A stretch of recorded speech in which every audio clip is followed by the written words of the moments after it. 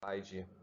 Bom, a princípio, essa imagem que vocês estão vendo aí, né, são dois tipos de células diferentes. Uma é o glóbulo vermelho, que todo mundo sabe, que é uma célula do corpo, do nosso organismo.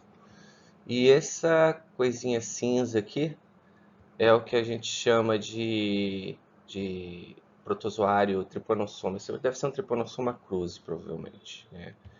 Essas células, na verdade, são, do ponto de vista paradigmático, pô, usar essas setinhas não é fácil. Do ponto de vista paradigmático, elas são a mesma coisa, né?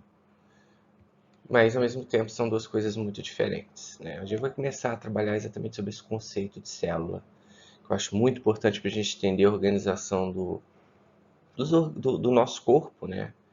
E, enfim, das formas de vida da natureza. Então, a gente vai começar falando sobre a organização. Bom, aqui eu tenho basicamente nessas três fotos são três tipos diferentes, né, de organizações celulares, você pode dizer assim, né? Aqui eu tenho um paramécio, uma ameba, que todo mundo sabe é um bichinho, né, que é feito de uma única célula que vive em água livre. Do lado esquerdo aqui, do lado direito, quer dizer, tá sem cabeça, né, porque acho que a câmera está em cima.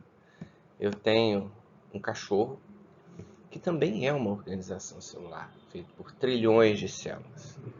E aqui em cima a gente tem uma interface entre esses dois mundos dos seres unipluricelulares.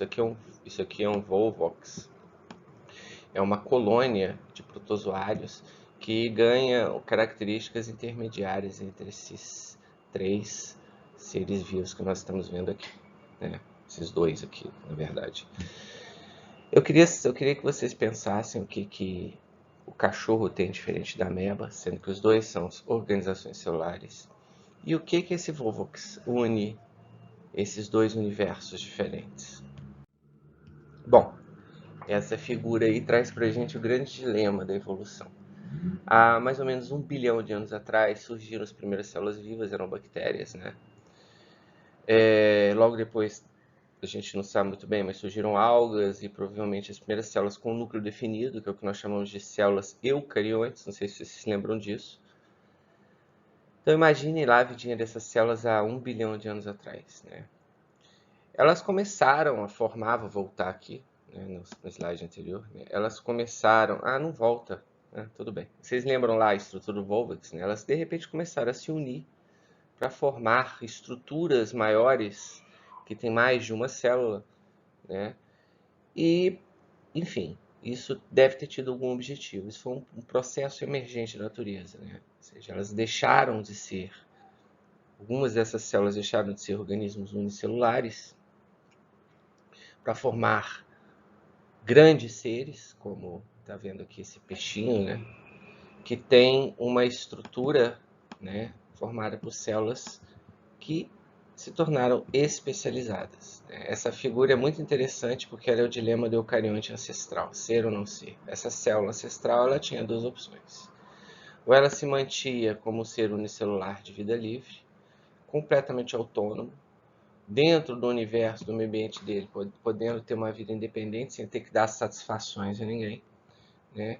Ou ser uma célula que fazia parte de um grande conjunto, de um ser pluricelular, e com isso ela perdia autonomia, mas ganhava uma coisa chamada especialização. Uma coisa que a gente pode perceber nos seres pluricelulares, como o organismo humano ou como esse peixinho, é que as células elas foram aos poucos, né, se especializando em determinadas tarefas da fisiologia do corpo, né, e assim a gente tem um organismo com diversos tipos de células diferentes.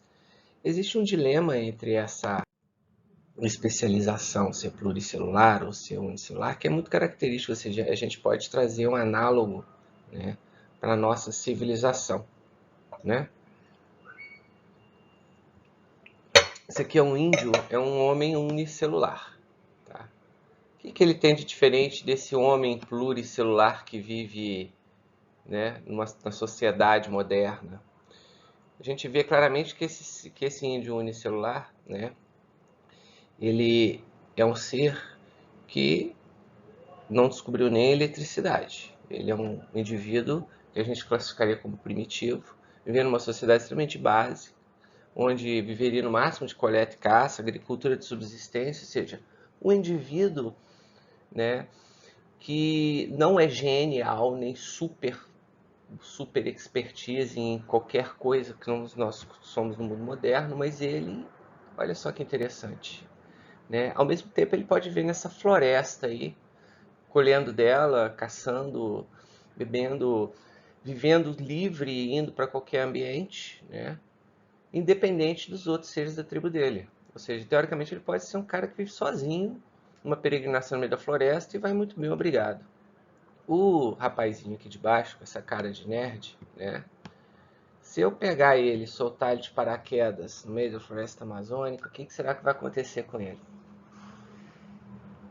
Em 12 horas, né? A gente só vai achar a carcassinha dele. Ele vai ter morrido, picado por algum inseto mortal, sido de jantar de onça, não sei.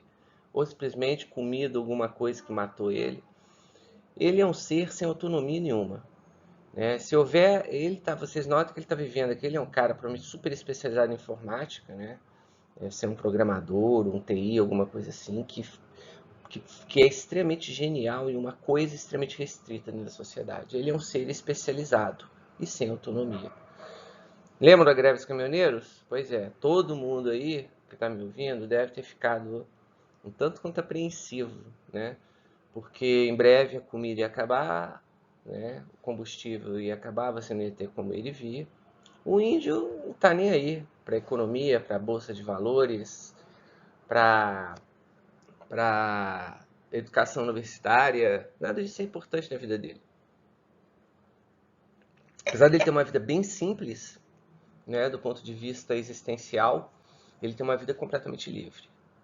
O que não acontece com o camarada de baixo, né, que tem acesso a relógio Rolex, iPhone, internet, né, pode comer sushi, sashimi no rodízio ali da esquina na Paulista e tem um monte de confortos que o cara de cima não tem, mas se a greve dos caminhoneiros durar mais do que 30 dias, ele vai ter que comer o cachorrinho dele, porque não vai ter outra opção para sobreviver. E esse é o dilema das células. Exatamente. Ou as células continuam sendo indivíduos livres, que vão transitar pelo mundo, né? Se fosse alguém que estivesse ali atrás. Vão transitar pelo mundo delas, sem muitos recursos, você sem conseguir fazer muitas epopeias, mas tendo liberdade de vir. Ou essa célula se especializa, como esse cara da TI, para funções restritas dentro do organismo, né? E com isso, essa célula ela é capaz de formar uma estrutura como a nossa civilização humana, extremamente complexa, e enquanto uma coletividade extremamente potente, mas enquanto individualidades extremamente limitadas. Esse aqui é exatamente o dilema, né? Esse aqui seria um modelo de organismo pluricelular, né, que vocês estão vendo aqui, na letra B. Cada cor seria uma célula especializada diferente, e se ela for deslocada desse contexto, ela vai morrer em pouco tempo. Se eu tirar aquele sangue, colocar aquela amostra de sangue numa colherzinha de chá aqui em cima da minha mesa, daqui a algumas horas não tem nenhuma célula viva mais, né? Isso porque, na mesma forma que cada uma se especializa, cria uma interdependência entre elas, né? Se eu sou a célula da pele, eu preciso de uma outra célula, que é a do sangue, para trazer oxigênio para mim. Se é uma célula do osso, que produz matriz óssea, né, eu vou precisar, sei lá, de uma célula do sistema imunológico para me defender das bactérias, ou seja, para produzir uma zona de proteção para que eu possa viver minha vida em paz, né? Então, olha, é muito interessante como que a natureza é paradigmática, né? Como que sim, células e pessoas formam basicamente os mesmos sistemas, os mesmos padrões de organização. Em cima seria a esponja, não sei se você lembra do colégio, né? A esponja é um ser multicelular, mas ele é considerado exatamente o elo perdido entre o metazoário e o unicelular, porque ao mesmo tempo que ela é uma estrutura com alguma organização, se eu tiro uma célula da esponja e coloco ela no meio livre, essa célula sobrevive e ainda dá origem a uma outra esponja, né?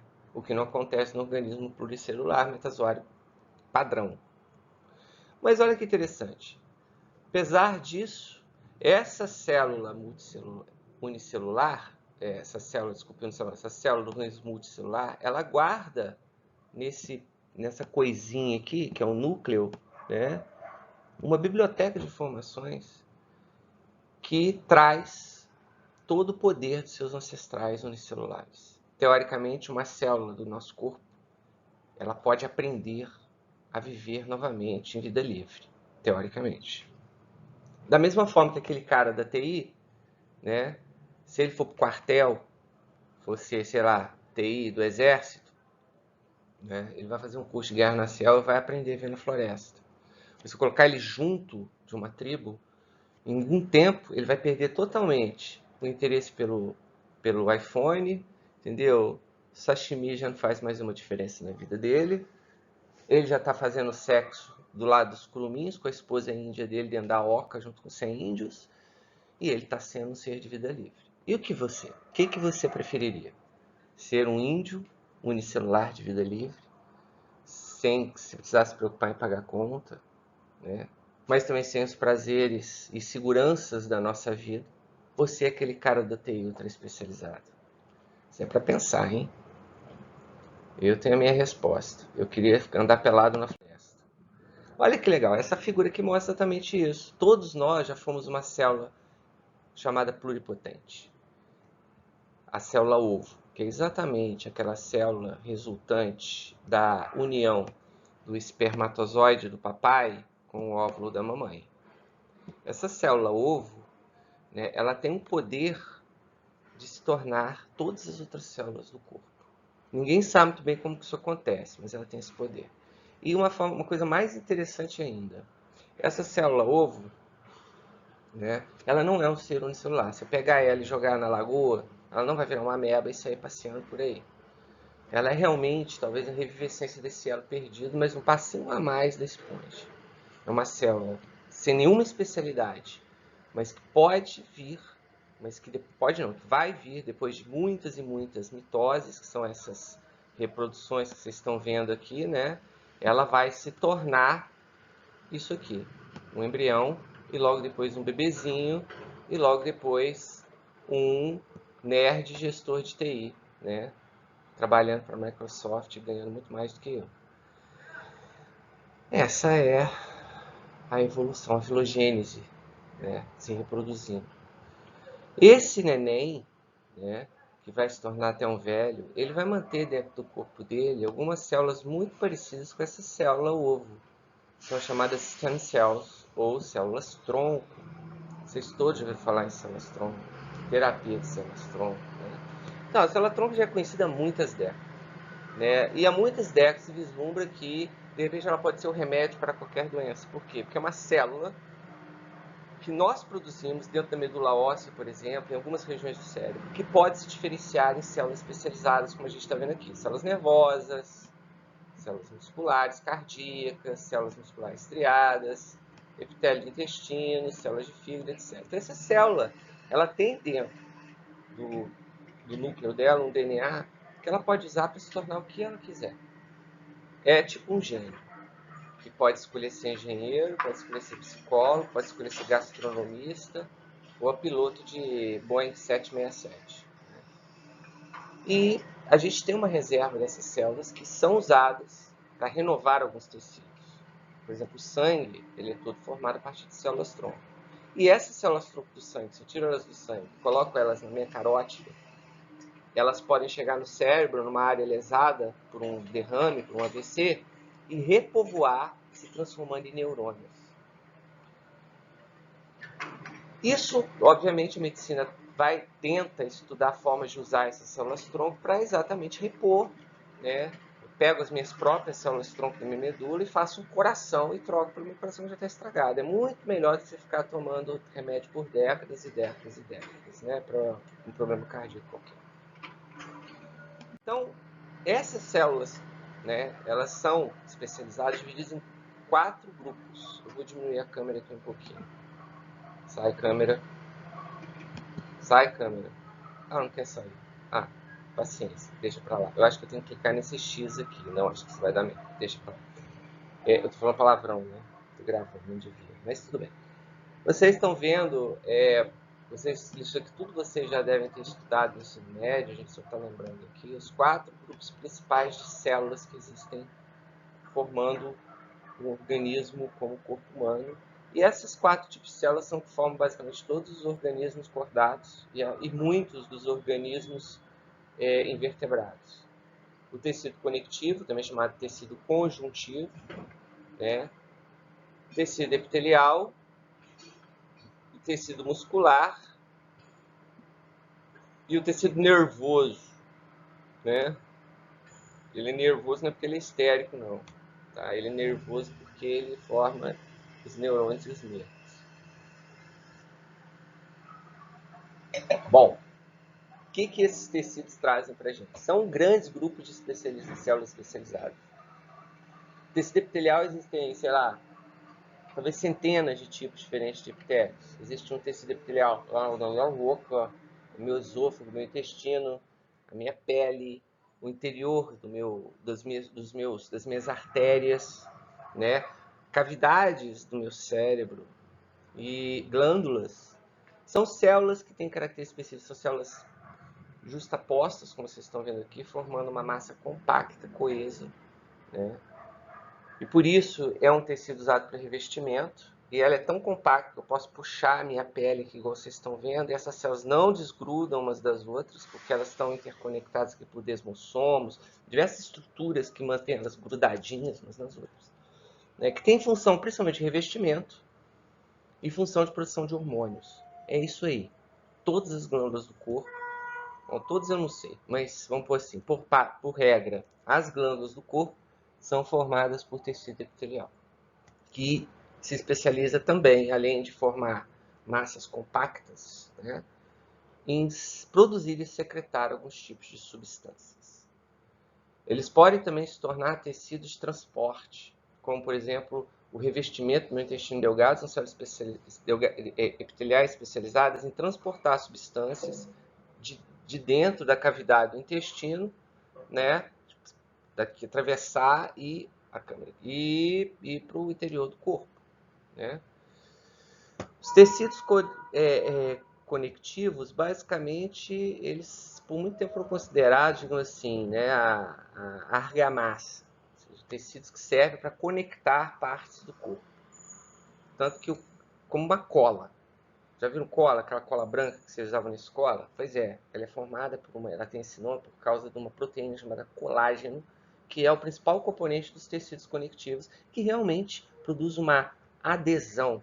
Por causa de uma alta viscosidade das moléculas, elas produzem um tecido capaz de grudar, né, a minha pele sobre o meu músculo, grudar, sei lá, o meu cérebro na meninge, grudar o músculo no osso, né? Alguns mais molengas, como das minhas mochibas faciais, outros mais duros e tensos, como os tendões, que se ligam aos ossos, né? Que ligam os músculos aos ossos, que aguentam tensões equivalentes a até 1000 kg força. O tendão do bíceps aqui, ó, tá? Mesmo esse bíceps aqui que está 2 anos sem vir à academia, 2 anos não, 1 ano e meio, 1 ano sem vir à academia, esse bíceps que vocês estão vendo aqui, ele consegue, através do tendão, erguer um Fusca, tá? É isso mesmo, um Fusca. Vocês verem como ele é forte. Mas os tecidos conectivos também servem para outras coisas, tá? Na verdade, existem muitos tecidos conectivos especializados. Por exemplo, o sangue é um tecido conectivo. E, de certa forma, filosoficamente, ele é conectivo, porque ele conecta células mais distantes do corpo. Tanto que o sangue é literalmente, né, o grande integrador das partes do organismo. A célula do meu dedão do pé sabe que meu pâncreas existe porque o sangue troca informações, né, veicula informações entre esses dois pedaços do meu corpo, né, carregando substâncias químicas na sua matriz, no seu meio líquido, que é solúvel. O sangue, a gente vai falar um pouquinho dele na aula de farmacocinética, né, que é exatamente os remédios que você toma, eles também vão sair da sua do seu intestino e chegar no seu cérebro não é por teletransporte, é através do sangue. Então, o sangue é um tecido conectivo e ele tem as mesmas propriedades dos tecidos colagenosos, né? Que são células afastadas, ou seja, interpostas umas vezes uma matriz extracelular, né? Que é formada basicamente por água e proteínas e alguns carboidratos complexos que dão viscosidade para ela, né? Chamados proteoglicanos, que são proteínas com carboidratos, coisas assim, né? O sangue também tem uma matriz extracelular que é o plasma, né? Que é a parte líquida. Se tira as células, fica uma parte líquida que tem cor de clara de ovo, que é o plasma. Outros tecidos conjuntivos, o osso é um tecido conjuntivo. Só que a matriz óssea já não é líquida, é sólida, formada por cristais de hidroxiapatita, que é um mineral formado por fosfato de cálcio e oxalato de cálcio, né? Outro tecido conectivo, deixa eu lembrar, bom, minha cabeça não corre, mas existem outros. O cartilagem seria um outro exemplo, né, de tecidos que têm especialidade diferente, não só realmente conectar, né? Enfim, o tecido muscular e o tecido é um tecido que tem basicamente 3 subtipos, que é o liso, que forma basicamente as nossas vísceras móveis, motilidade visceral, intestino, o esôfago, o estômago, tudo que são vísceras que se mexem, a vesícula biliar, o ureter, a bexiga, são órgãos que têm uma motricidade, né, formados por musculatura lisa. Não precisa falar que o tecido muscular é o tecido motriz do corpo, é o que dá cinética e dinâmica ao corpo como um todo, né? Eu caminho por causa dos músculos, meu coração bombeia sangue por causa dos músculos, né? O alimento sai da minha garganta e chega até lá no final, na privada, através de músculos e assim vai. Os lisos formam as vísceras. Os estriados esqueléticos, que é esse exemplo que a gente está vendo aqui, formam principalmente os músculos que nós comandamos com a nossa vontade, chamada musculatura estriada esquelética, que está ligada ao esqueleto e é basicamente a motricidade do nosso comportamento, né? E um tipo específico de músculo, existe um lugar que é no coração, que é o estriado cardíaco, que basicamente comanda, né,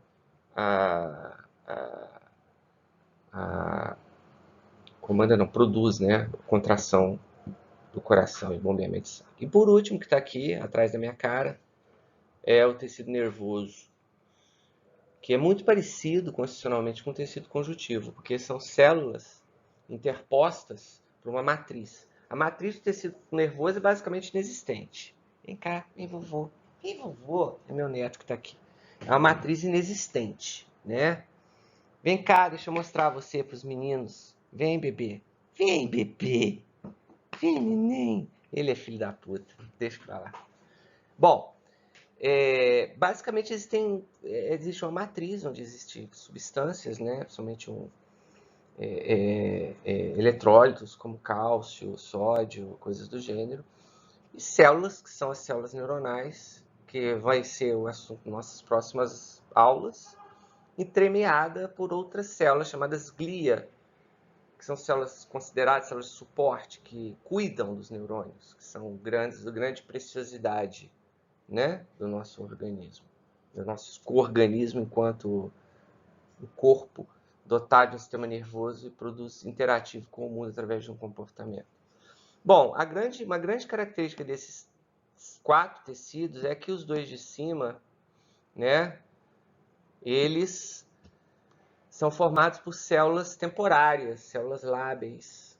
São células que morrem, tem um turnover muito rápido. A célula do epitélio do intestino dura 12 horas, um glóbulo vermelho dura alguns dias, um glóbulo branco pode durar também algumas horas apenas, que vai lá, faz o serviço dela e morre, e logo vem outra para o lugar. Então é um tecido rapidamente renovável, seja por mitose, como no caso do tecido conjuntivo colagenoso ou do tecido epitelial, as células simplesmente se multiplicam e vão ali renovando, né, seu próprio sistema. ou são reproduzidas, por exemplo, com sangue na medula óssea, né? Onde tem células-tronco que produzem as hemácias, as plaquetas e tudo mais. Já as células de baixo, elas têm uma característica diferente. Elas são chamadas células permanentes. Elas não se reproduzem, tá? Mas também se caiu por terra. Até eu aprendi na escola que era célula que você tem uma fibra muscular, ela vai durar para sempre, pronto, acabou. Se perdeu ela, já era. Não. Existem células-tronco específicas, tanto esse nervoso quanto muscular, né, que vão dar origem a novos neurônios e a novas fibras musculares. Só que são processos muito lento, muito específico, né? Então a gente pode dizer que de fato o músculo e o sistema e o tecido nervoso não são tecidos renováveis, tá? Bom, aqui eu estou mostrando em questões de função quais são esses tecidos, né? A gente tem aqui o tecido conectivo, que tem muitas tarefas, o trabalho mecânico do tecido muscular, o processamento de informação no nervoso, que está atrás da minha cara, e o tecido epitelial, que reveste, secreta e também transporta de um compartimento para o outro para o organismo. Bom, agora a gente vai falar um pouco sobre especificamente a biologia da célula, mas antes eu vou dar uma chegadinha ali e já volto, 5 segundos. Oi, aqui, esse aqui é o Roxinho. Oi, Roxinho. Fala aí, oi pros meninos, fala. Oi, galera. Oi. É ele aí. É meu netinho, né? Ele é meio tímido, porque ele é um shih tzu, então ele não gosta muito de interações sociais, assim, sabe? Ele é meio autista, mas ele é muito fofinho, né? Tinha que pegar ele pra mostrar pra vocês. E abastecer meu copinho de vinho, né? Que eu sou um alcoólatra funcional.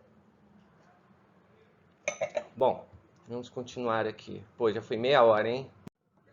Isso aqui é basicamente um esquema da célula padrão, como a gente conhecia ela até o final do século XIX, início do século XX, que é o que a gente conseguia ver através de microscópios ópticos, formados por lentes, né, cujo meio de transdução de informação é a própria luz do espectro visível, né? Então a célula basicamente, a célula eucariótica, por que eucariótica? Porque ela tem um núcleo perfeito, é perfeito, né, modéstia à parte. O eucariota é uma célula perfeita, né? Procariota não, procariótica é uma célula primitiva.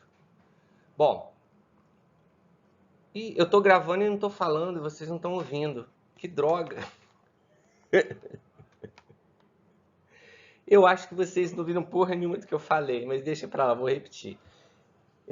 Isso que tá aqui nesse pedaço aqui, que eu circulei de azul, é o que a gente conhecia de célula até o final do século XIX e do século XX, que é basicamente uma estrutura chamada eucariota, porque, repetindo, eu sou perfeito, né? Eu é perfeito.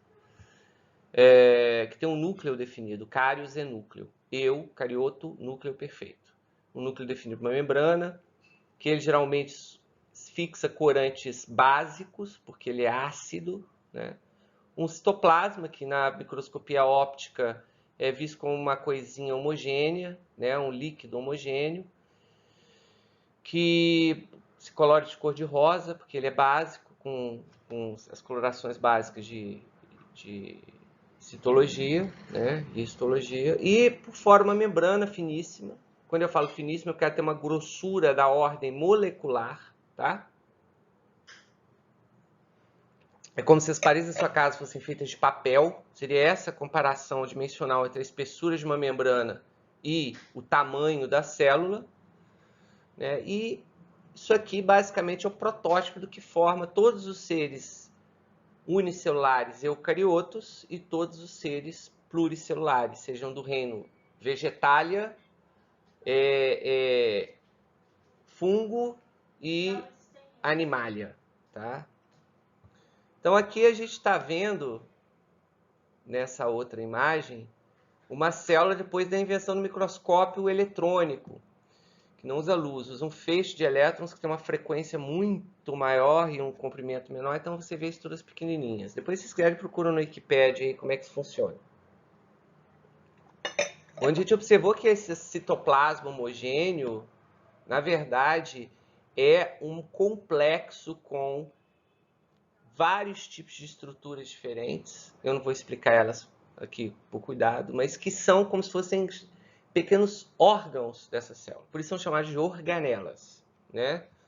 A gente tem aqui em azulzinho, é a primeira vez que eu vejo uma mitocôndria azul. Para mim ela sempre foi vermelha, mas nessa imagem ela está azul, né? Que basicamente é uma estrutura especializada em oxidação de moléculas orgânicas que de fato é a matriz energética das células, são essas moléculas orgânicas. Ela oxida essas moléculas para produzir energia, a gente vai falar um pouco disso mais para frente.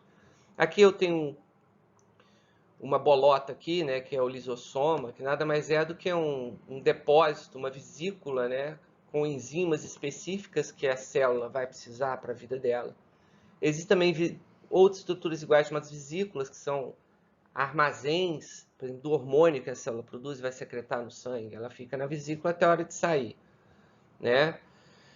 Complexos de Golgi, que são basicamente grandes armazéns celulares, dos quais as vesículas surgem. Aqui a gente está vendo o retículo endoplasmático, que é bem isso mesmo, parecem corredores dentro da célula, e alguns deles, ele tem essas bolotinhas pequenininhas aqui, ó, que são os ribossomas, que são as estruturas que produzem as proteínas. Geralmente, o retículo endoplasmático com o ribossoma, ele fica colado no núcleo, isso tem um porquê, né? Porque eles produzem proteínas e as proteínas são sintetizadas a partir de informações nucleares no DNA celular, né? E esse núcleo, ele tem basicamente ele é uma estrutura, né? Que é um bolo, igual imagina um novelo de lã embolado, de uma fita de DNA que no ser humano é uma molécula, que no ser humano pode chegar até mesmo 40 centímetros de comprimento. 40 centímetros de comprimento. A do sapo é maior, tem 1,70 m ou 1,20 m, não lembro, mas é maior. Todas as células do corpo, sejam células do cérebro, sejam células do meu pé, do meu fígado, do meu rim, possuem exatamente o mesmo núcleo com o mesmo DNA. O DNA do meu fígado é igualzinho ao DNA do meu rim, que é igualzinho ao DNA do meu neurônio e do meu músculo. O que fala que dentro do DNA de cada célula do seu corpo existem informações para a produção de um você inteiro, com esse nariz, com essa orelha, com esse tudo, como você é. E é uma grande loucura, porque realmente você vê uma molécula, você sabe o que é uma molécula, né? É uma coisa que tem uma espessura de 10, 15, 20 átomos, que tem um comprimento de 40 centímetros, comparativamente poderia ser a espessura do asfalto da BR-101 em relação ao comprimento dela, que deve chegar até a Lua, alguma coisa assim, que realmente já li comparações, é uma coisa absurda, que tem ali uma sequência de monômeros, né, de unidades moleculares chamadas bases nitrogenadas. Essas unidades moleculares, é difícil coordenar minha mão no espelho, mas tudo bem. Unidades moleculares que vão formar um verdadeiro código, né? São 4 tipos de bases nitrogenadas diferentes, adenina, citosina, timina e guanina, né? Que se associam ao longo dessa fita, formando um código de 4 dígitos. Pra vocês terem ideia, a informática usa um código de 2 dígitos, que é 0 e 1, e você consegue tudo com zeros e uns, né? Fazer um Windows 10 que dá pau é zeros e uns. Então, esses 4 dígitos, A, G, C e T, no DNA, formam uma fita, igual a fita de cassete, que tem música, onde tem codificado, né, pela ordem, como você pode ter os zeros e uns no computador, a ordem vai codificar tudo que existe no seu corpo. A gente vai ver isso de novo daqui para frente, né, logo após. Obviamente, as porções informativas desse DNA é o que a gente chama de gene. Gene é a menor parte de DNA que contém informação para produzir um fenótipo, ou seja, uma característica do seu corpo. Eles podem agir separadamente ou juntos. Mas geralmente um gene só produz uma proteína, que é a base da codificação genética, é a tradução de gene em proteína. Aqui eu tenho uma outra representação da célula eucariótica, à sua direita, e a célula procariótica, que é uma bactéria, por exemplo, uma célula muito mais simples, Ela basicamente é só DNA e ribossomo dentro dela. E a célula eucariótica, que é uma célula extremamente complexa, onde tem estruturas membranosas dentro dela, formando organelas, entre elas aqui estou vendo vesículas e um retículo citoplasmático, né, com seus ribossominhos, e aqui um núcleo, tem esses macropórios, e aqui o novelo de DNA dentro desse núcleo. Passa? Passa, filho? Ah, tá. Bom, a gente fez uma introdução sobre a macroestrutura da célula, agora a gente vai falar um pouquinho sobre as funções celulares, para a gente poder entender um pouco como é que essa célula produz, né, o seu metabolismo e pode ser traduzida como um ser vivo. Eu não dei definição de vida, né? Eu acho que eu vou dar isso pessoalmente na quarta-feira para vocês. Essa é a primeira pergunta, eu quero que vocês pesquisem aí para a aula. Uma definição de ser vivo, tá? Vamos ver o que vocês levam pra gente. Antigamente se falava que eu tinha célula, mas aí discute se vírus é vivo, vírus não é célula, né? Então, já viram. Pesquisem na internet, nos livros de biologia da época da escolinha e vejam isso. Bom, basicamente a célula, dentro do seu cosmos funcional, faz duas coisas: sintetizar e quebrar substâncias. Do ponto de vista químico, a célula é uma coisa muito simples. Porque ela faz exatamente duas coisas. Ela pega moléculas e quebra moléculas, e pega moléculas e junta moléculas.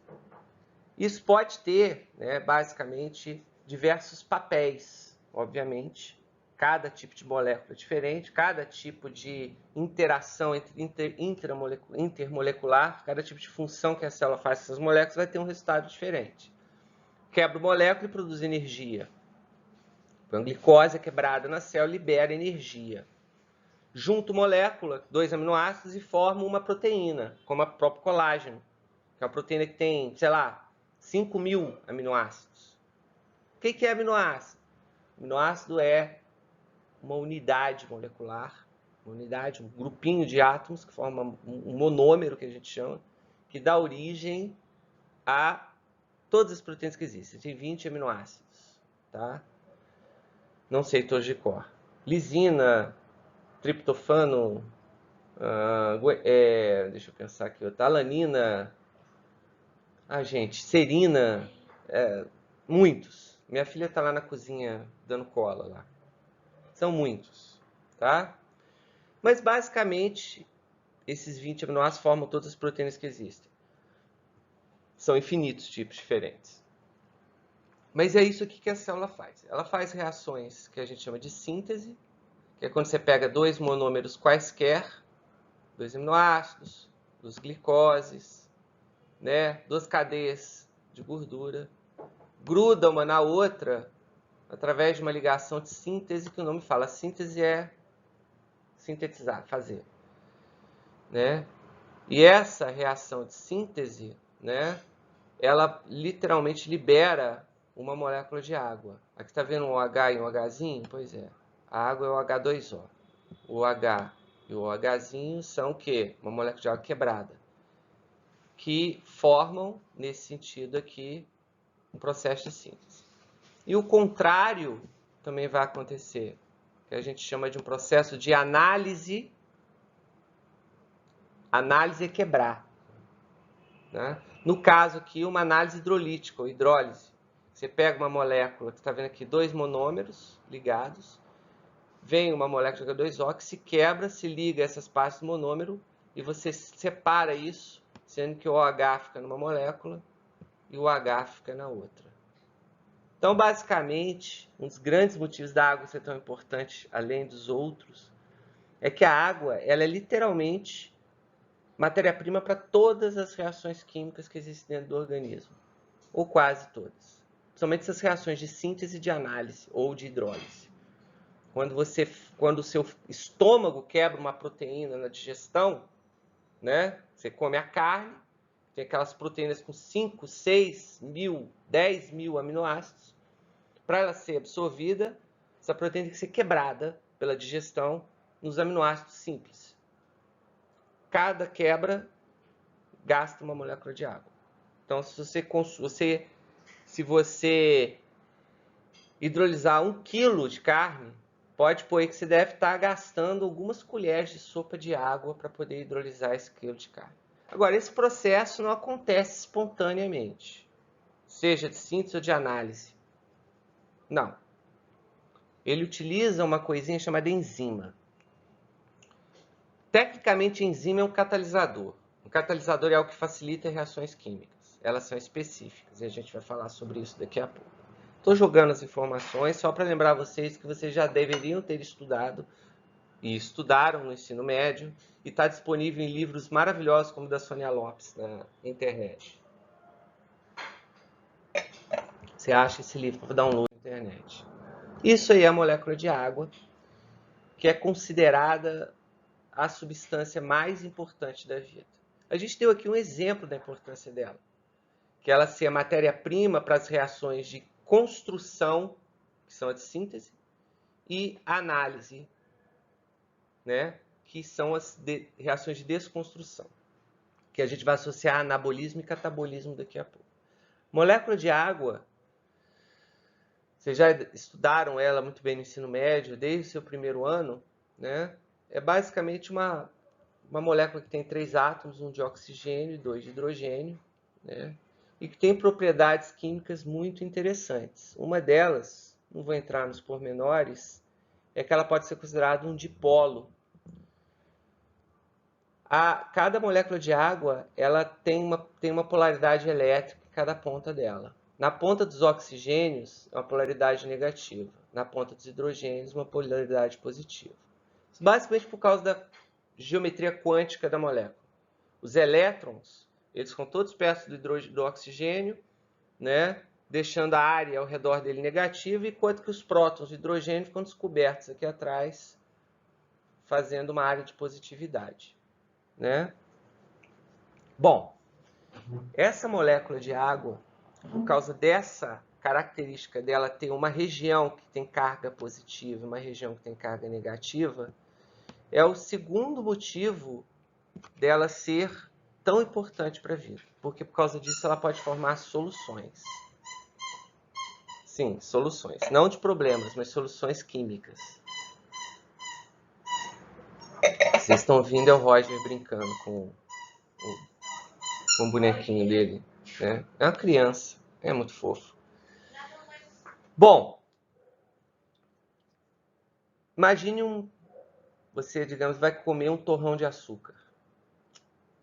Esse torrão de açúcar, ele tem que ser absorvido pelo seu corpo. Eu acho que intuitivamente vocês têm que imaginar que esse torrão de açúcar ele não vai passar inteiro pelo seu intestino para dentro do seu sangue. Você mastiga, ele vira um pó. Mas esse pó, se você olhar lá no microscópio, são microcristais, né? Quebra ele todinho. Mesmo, vamos falar uma poeirinha, ela não vai passar inteira. A não ser que essa poeira tenha o tamanho de uma molécula só. Porque a célula, para transportar uma substância da luz do intestino para o interior, ela só transporta pequenas moléculas, salvo exceção, gorduras que transportam conjuntinhos pequenos de moléculas de gordura, ou seja, uma porção minimamente pequena de matéria. Se açúcar, para ele ser absorvido, ele vai ser dissolvido pelas soluções, pelos meios aquosos do seu corpo, começando pela saliva da sua língua, tá? Todo mundo sabe que a água é o solvente universal, porque ela dissolve a maioria das substâncias materiais que existem na natureza. Tirando um cristal de silício, um pedaço de ferro ou uma gota de óleo, quase tudo pode ser dissolvido na água, né?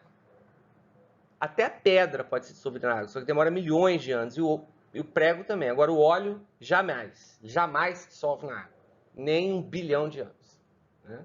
Você pegar um prego e colocar na água, depois de um mês você vai chegar lá, o prego provavelmente já sumiu e a água tá aquela coisa marrom de óxido de ferro, porque a água dissolveu o ferro através de reações oxidativas, tudo bem, mas enfim, ela foi um meio de solução até para o ferro do prego, né? E por que ela é uma solução? Bom, aqui a gente vai estudar algumas propriedades da água devidas à sua polaridade. Uma delas é o que a gente chama de tensão superficial. Tensão superficial é que vocês estão vendo uma formiguinha, né? Ela, se você jogar uma formiga na água, ela não afunda igual a você, ela fica na superfície. Se você olhar bem de perto, você vai ver que parece que ela está em cima de um lençol, formando uma estrutura tensa, né? Tem insetos que andam sobre a água. Se pegar uma lâmina de alumínio, né? Um pedacinho de papel alumínio, colocar na água, ele vai flutuar. Por quê? Porque essas moléculas de água, elas se associam entre si como ímãs, grudam um no outro, através das polaridades. Todo mundo sabe que positivo atrai negativo, né? Então, as bundinhas negativas são atraídas pelas cabecinhas positivas da molécula de água e você forma uma rede, né, extremamente tensa, por forças eletromagnéticas grudando essas moléculas umas nas outras, né? Essa tensão superficial da água, ela chama superficial porque ela se manifesta somente na superfície, mas ela está dentro da água também, faz com que a água, apesar dela ser líquida, ela seja um corpo que produz uma resistência, né, para qualquer corpo que tente penetrar na sua intimidade. Se coloco aqui um prego entrando na água, ele vai ter que usar força para separar essas moléculas. E as moléculas tentam se juntar de novo.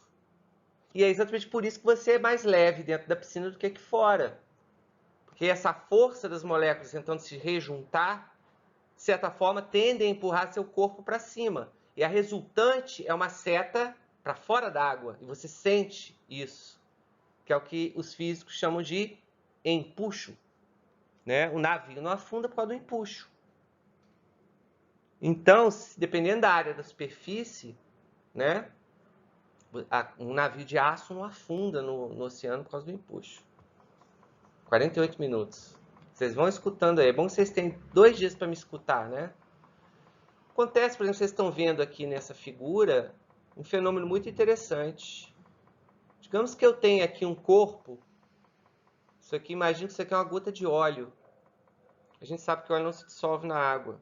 Se eu solto no meio da água, abro minha mão no meio da piscina e abro ela e solto uma gota de óleo, essa gota de óleo vai ser imediatamente jogada para cima.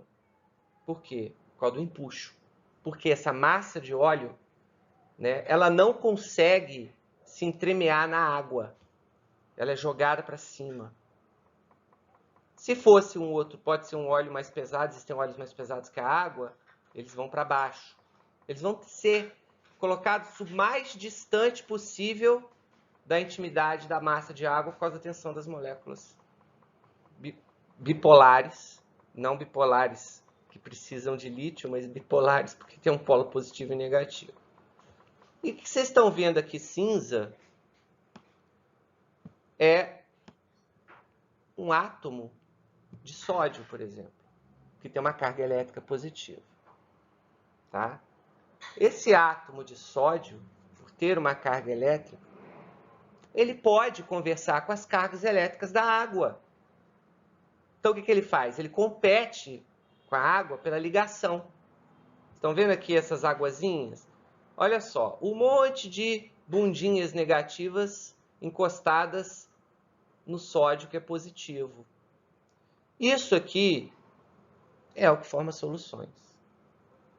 O que é solução? Solução é feita exatamente a degradação de uma massa sólida ou uma outra massa líquida dentro de uma massa aquosa, pode ser de outro líquido também, mas vamos usar aqui a água como paradigma, porque esse soluto, que esse objeto qual se dissolve na água, suas unidades, suas moleculinhas, possuem uma carga elétrica, uma polaridade, ou seja, elas possuem um campo eletromagnético positivo ou negativo, ou até positivo e negativo, que compete com as ligações químicas, as ligações magnéticas entre as moléculas de água, que chamam ponte de hidrogênio, tá?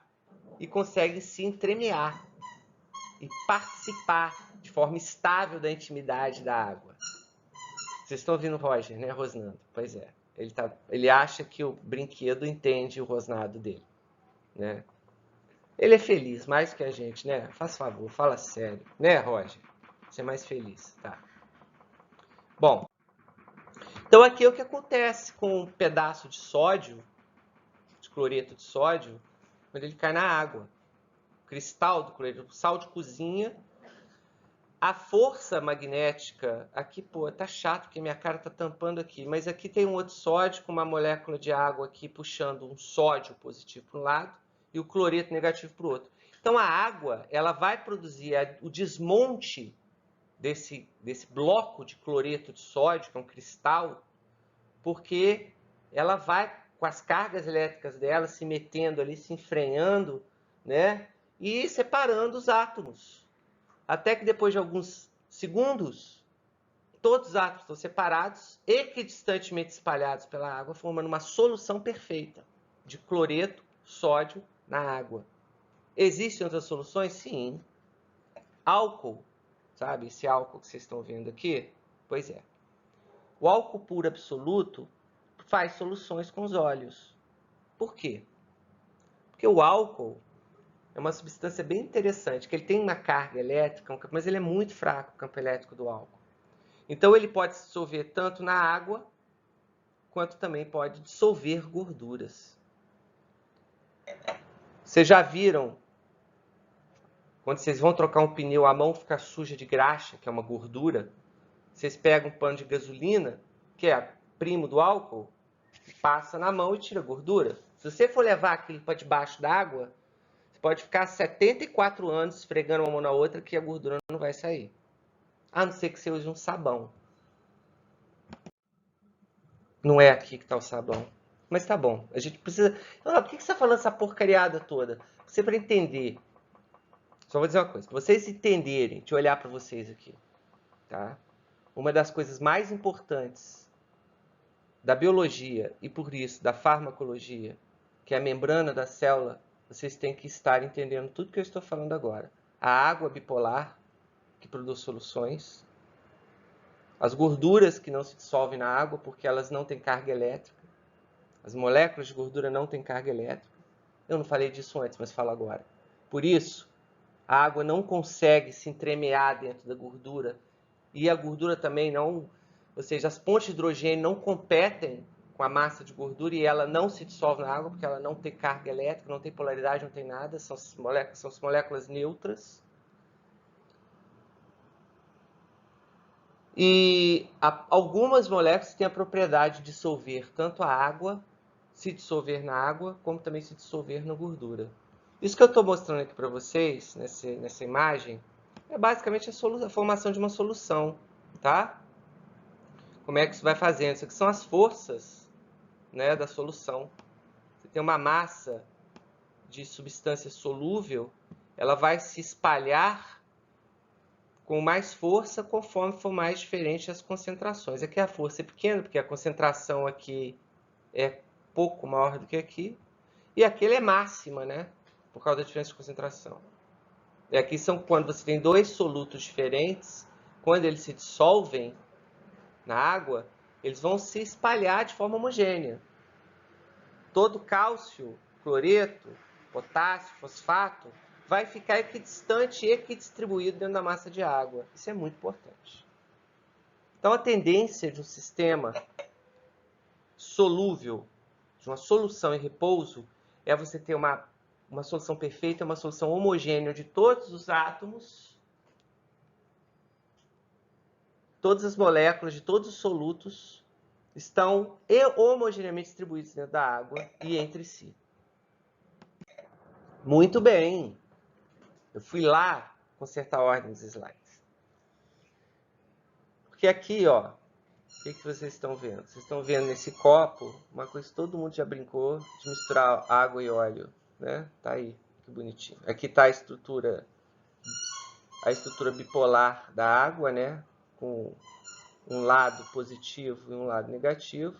Como o óleo é formado por moléculas compridas, cadeias de carbono compridas que não têm carga elétrica, ele não se mistura na água.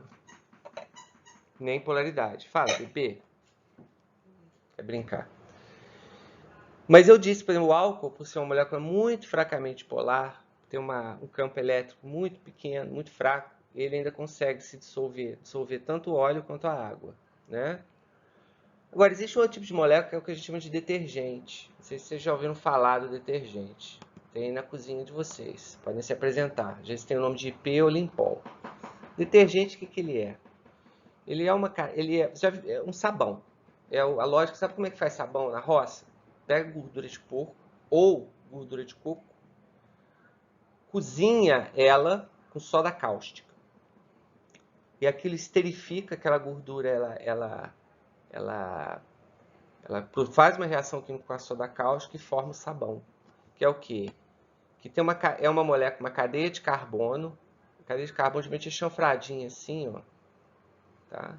Comprida. Que na ponta está associado um íon qualquer. Tá? Geralmente é negativo, porque se for sabão mesmo, geralmente o íon não é positivo não, tá? Eu pus um positivo aqui porque eu vou fazer um desenhozinho melhor aqui, ó. Então pronto, é negativo. E essa molécula é comprida, tá? Compara aí uma jiboia, a cabeça é negativa, tem lá na ponta do rabo vai ser o quê? Provavelmente não vai ter polaridade nenhuma, porque é uma molécula com 30, 40, 60 átomos enfileirados, um trem. A locomotiva até o último vagão. A locomotiva é negativa, o último vagão não tem campo elétrico nenhum, porque o campo elétrico, né, ele enfraquece à medida da distância. Então essa molécula ela vai ter campo elétrico só numa parte dela. Aqui essa parte não terá campo elétrico. Ou nenhum campo elétrico que seja significativo. Então essa é uma molécula que é metade polar e metade apolar. Logo, ela é o padre que casa a água com o óleo.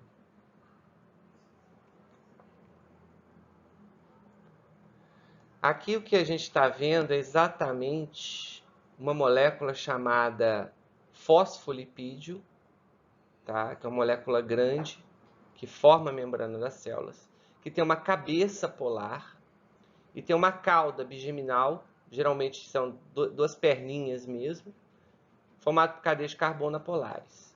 Então essa parte da molécula, ela não se associa à água, mas essa parte sim. A gente chama, então, que essa molécula tem uma cabeça hidrofílica e uma cauda hidrofóbica. O que isso significa? Basicamente,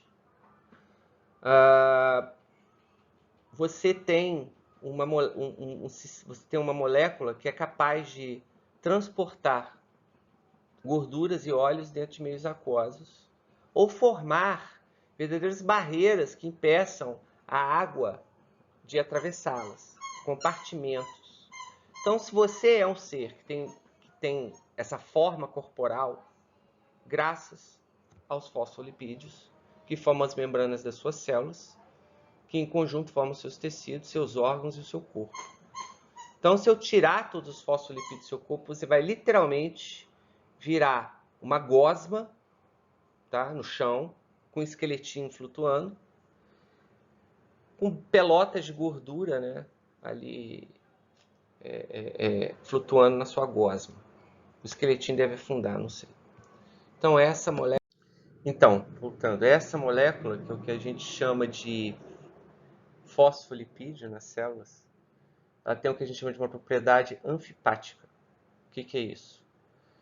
Ela tem tanto uma parte polar com campo elétrico, campo magnético, eletromagnético, que se associa à água e a outras moléculas com campo magnético e eletromagnético, né, como sódio, solutos, e a parte interna, olha aqui, essa figura, formada por essa estrutura de cadeia carbônica longa, que não tem campo elétrico nela, então é uma estrutura polar. Então a organização natural de uma gota de fosfolipídio ou de uma gota de detergente na água é essa aqui, formando o que a gente chama de micela.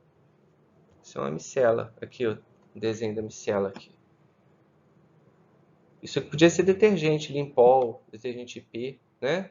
O que que faz? As cabecinhas hidrofílicas, ou seja, que tem uma polaridade, manifestam um campo eletromagnético, elas ficam para o lado da água, para o lado de fora, não é? Enquanto que as cadeias carbônicas, as perninhas que não têm uma polaridade, um campo magnético, elas se associam umas contra as outras. É como uma linha de defesa, né? As cabeças ficam olhando para a água, suas costas, suas caudas ficam todas juntas, porque é o local mais distante da água possível para essas partes hidrofóbicas.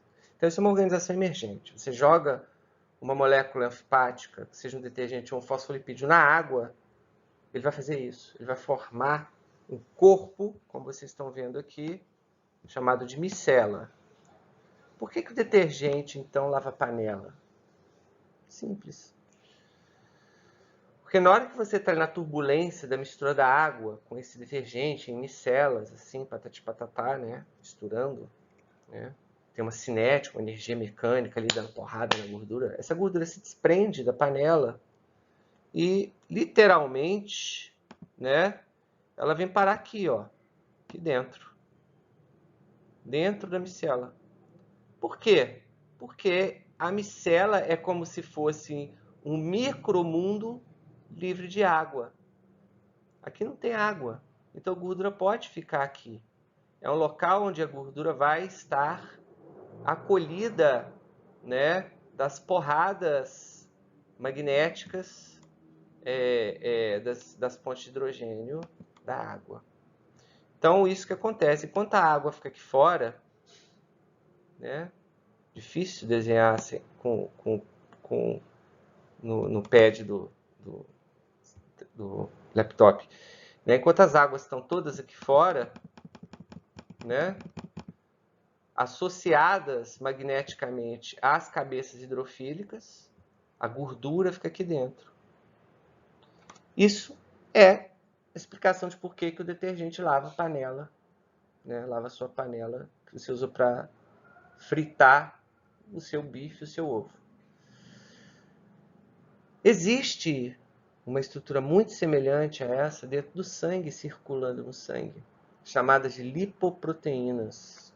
São proteínas associadas a lipídios, formando verdadeiras micelas, tá? Dentro dessas micelas existem basicamente dois tipos de substâncias que são gordurosas, oleosas, circulando no sangue: colesterol e triglicérides. Já ouviram falar deles? Pois é, são as gorduras do sangue, o lipidograma. Óbvio que o colesterol não vai circular livre pelo seu sangue, porque ele é hidrofóbico, ele é insolúvel, ele é uma molécula polar. O mesmo pode dizer do triglicéride.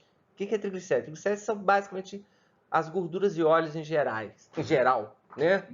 São as cadeias carbônicas, gorduras, óleos saturados, insaturados, são todos os triglicéridos, diglicéridos, enfim, são cadeias compridas, né, de ácidos graxos. Enfim, são óleos. Eles vão estar dentro de lipoproteínas, associados a elas, se transportando pelo sangue.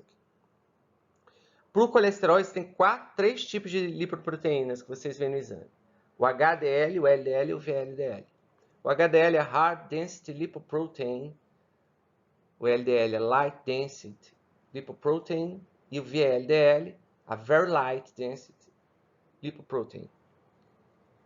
São três proteínas diferentes com densidades diferentes. A HDL é de mais alta, ou seja, uma proteína grande, parruda, né? Um caminhão, diria assim, um caminhão baú. Enquanto que a VLDL é uma sacolinha de supermercado. Tá? Qual é a diferença entre elas? O HDL prende o colesterol dentro dela com muito mais eficiência, enquanto as outras lipoproteínas, o colesterol pode escapar, porque ela é muito pequena, ela é mais instável quimicamente, ela é de baixa densidade. Então, o colesterol, ela pode abrir, quebrar, né? Se desfazer, uma bolsinha no supermercado arrebenta e cai tudo no chão. E o colesterol fica ali, ó, na água do sangue. O que ele vai fazer? Ele é hidrofóbico. Pô, ele vai sair do meio aquoso. E qual é o lugar mais distante da água que tem ali dentro do vaso sanguíneo? A parede do vaso sanguíneo. Ela gruda na parede do vaso sanguíneo o colesterol. E naquele lugar forma tipo uma gota de óleo no fundo da panela, grudado ali na parede do vaso. E ali se torna um ponto de agregação de outros corpos sólidos, restos de células e tudo, e que vai formando literalmente um tampão, igualzinho o cano da sua pia, quando vai acumulando gordura e a gordura vai se misturando, fazer uma maçaroca com o resto de couve, cabelo, né? Aqueles cabelos que caem na pia, vai fazendo aquela massa que entope o cano. É o que acontece no seu coronário, quando você tem muito LDL, VLDL no sangue e pouco HDL. Por isso que o HDL é chamado bom colesterol. Na verdade, ele não é o colesterol, é uma proteína que transporta o colesterol. E é bom por quê?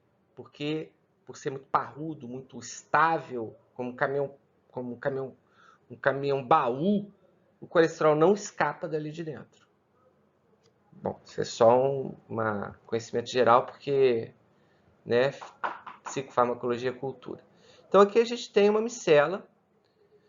Agora, uma outra forma dessas gorduras se associarem é formando bicamadas. Ou seja, na verdade, é isso aqui, chamado de lipossomo. Pode acontecer dessa micela se organizar com água dentro e água fora. Então, a gente vai ter duas camadas de lipoproteínas fosfolipídios, formando uma estrutura desta complexidade, que pode ser pequena, do tamanho de uma célula, ou pode ser do tamanho, por exemplo, de um ovo de galinha, formando o que a gente chama de bolha de sabão. A bolha de sabão é isso, gente. É uma bicamada, tá bom? É uma bicamada de moléculas do detergente, do Limpol, né?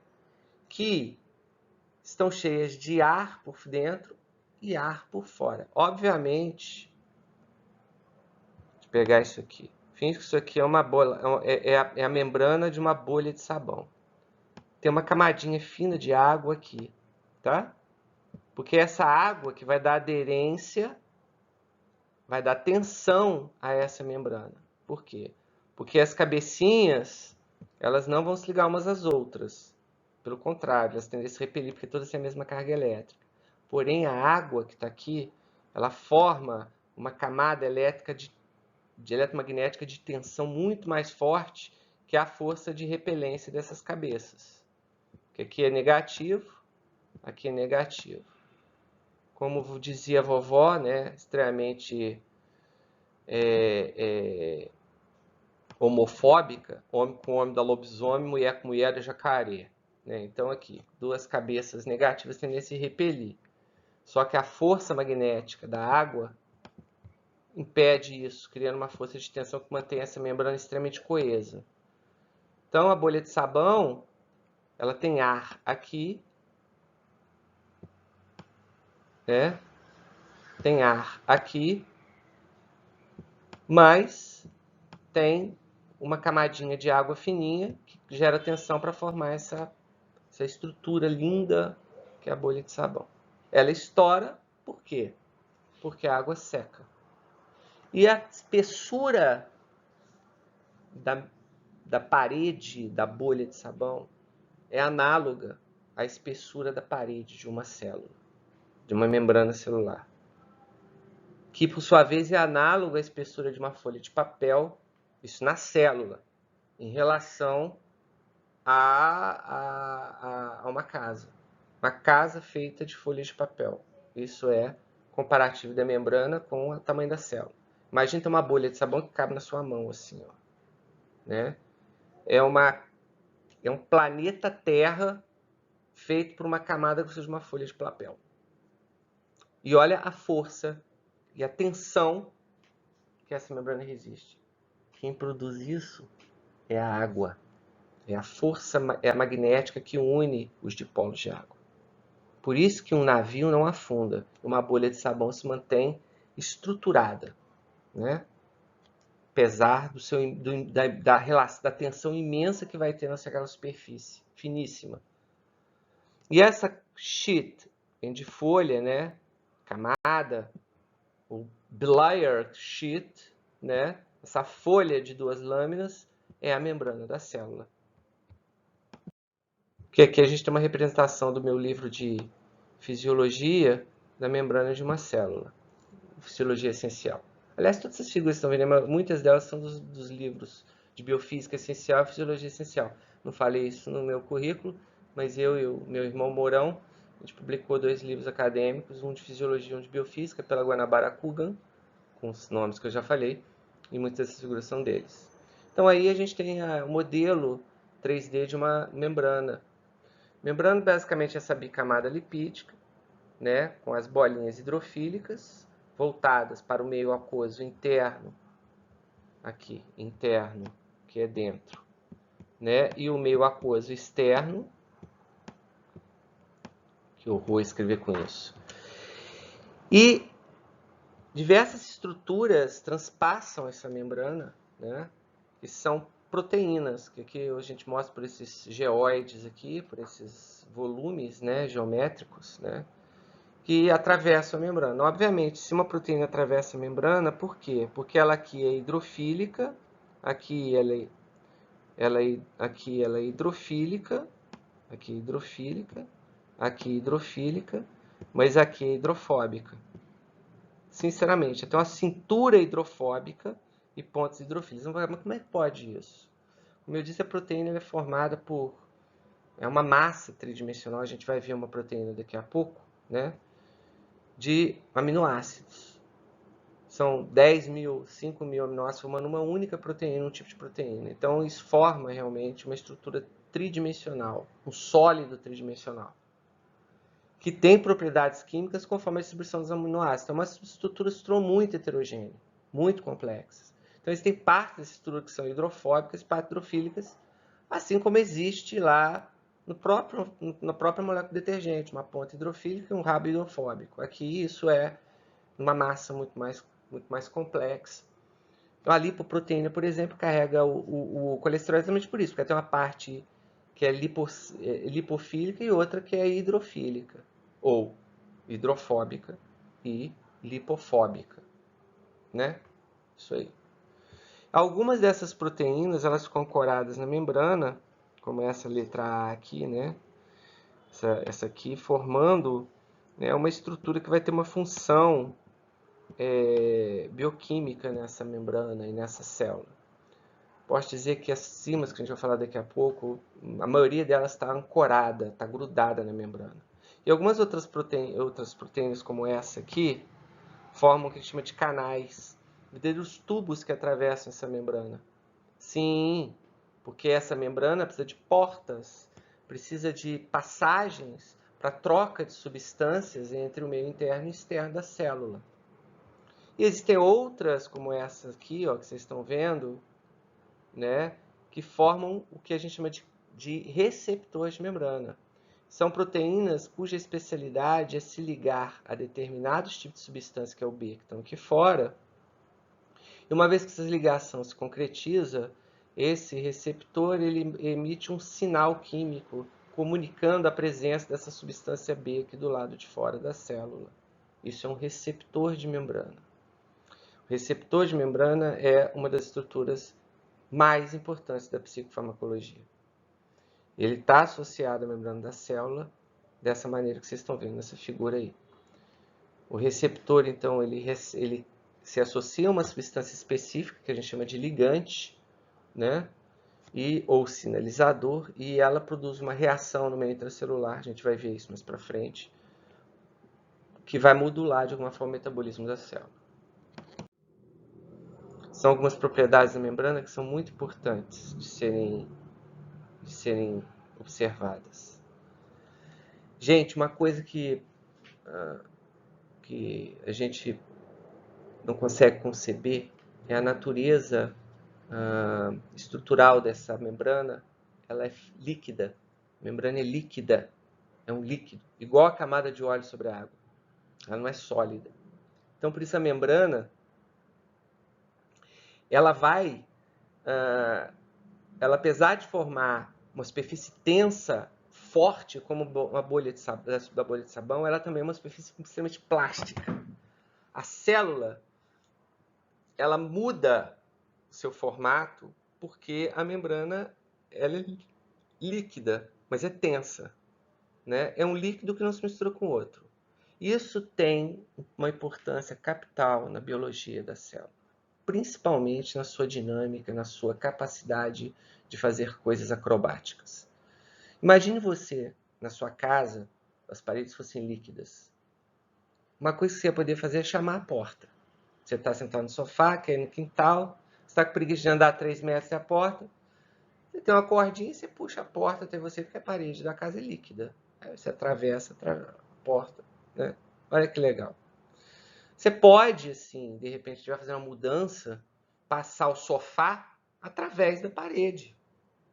Ela é líquida. Apesar de ter uma tensão forte, se fizer uma força, o sofá pluft. Como a gente está vendo aqui, ó, essa sonda, essa agulha, ela pode atravessar a parede. Só que a parede não quebra, aí você tira, depois o sofá acabou de atravessar a parede na mudança, o que acontece com aquele buraco que o sofá usou?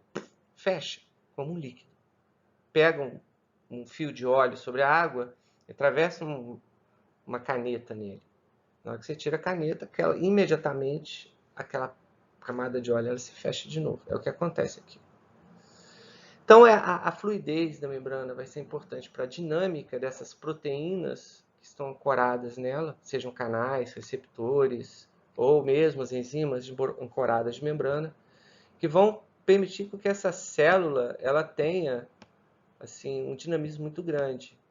Pela parede ser líquida, né, ela resiste à tensão e pode se deformar, ou melhor, se reconformar das formas mais diferentes possíveis. Ela, por causa da tensão, alguns objetos podem entrar e sair dela sem absolutamente destruir a integridade da membrana, né? E essa membrana ser líquida é muito mais fácil você tirar, né, ou colocar elementos na sua intimidade. Para você colocar uma janela na sua casa, é um parto de ouriço. Você tem que quebrar a parede, tem que amassar. Se a sua parede, sua sala fosse líquida, você compra uma janela nova no shopping e simplesmente empurra ela. A membrana se abre, se colapsa e prende aquela janela no meio da parede da sua casa. A casa do futuro vai ter paredes líquidas. Olha que linda essa imagem, gente. Estão vendo que fofo? 1h18 de aula, vocês vendo essa porra? Isso nada mais é do que um mapa resumido das principais cadeias metabólicas de uma célula viva. Isso estava no livro do Vieira, se não me engano, que é o livro de bioquímica brasileiro. Então, essa água, que é o sorvete universal, que produz basicamente processos de síntese e análise químicos junto com outras moléculas orgânicas, né, que são enzimas, lipídios, DNA, né, através de enzimas que catalisam esses processos, você tem uma organização de reações químicas da ordem de complexidade que vocês estão vendo nesse slide. É muito mais complexo que isso. Isso é o que a gente conhecia há uns 20 anos atrás, talvez. Cada dia alguém descobre um pedacinho novo desse gráfico e que, dependendo de que pedacinho foi esse, muda a ordem de tudo. Então a célula ainda é talvez um dos maiores mistérios da natureza. Porque apesar dela ser microscópica, ser menor que a metade de um grão de poeira, ela é uma estrutura que produz uma variedade de fenômenos que até hoje o homem foi incapaz de modelar, até mesmo em computadores. Ou seja, a vida sintética ela está muito longe da nossa realidade ainda.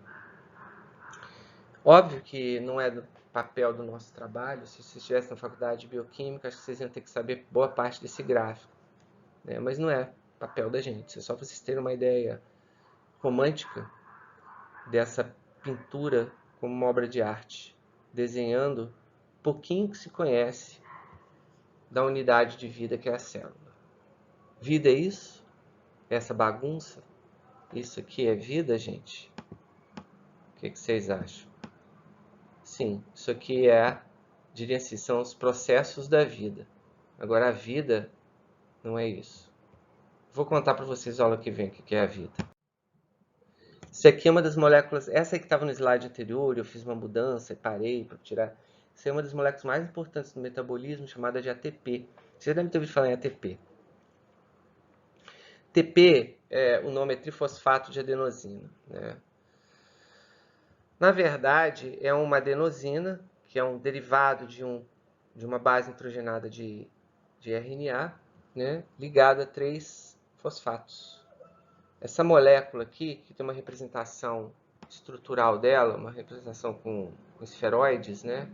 Essa molécula é uma molécula pequena e que facilmente pode ser quebrada em partes menores. E cada vez que ela se quebra, ela libera uma moedinha de energia. Sim, uma moedinha de R$1 de energia. Ela não é muito maior do que o valor energético dela, equivalente a uma moeda é para nossa economia, nosso dia a dia. Mas a gente observar 90% do que a gente vende e compra é com moeda ou notas de baixo valor.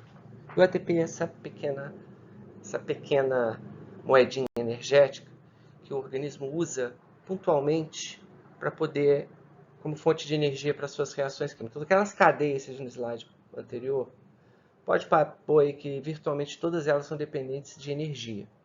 E quem fornece energia para cada uma daquelas reações é um ATPzinho, que vai lá e quebra, e como se você abrisse uma cápsula, puf, isso é uma energiazinha ali que faz a reação acontecer, né? Obviamente, essa energia que está no ATP, ela veio de outras moléculas, como a glicose, que é uma molécula grande, uma molécula muito energética, né?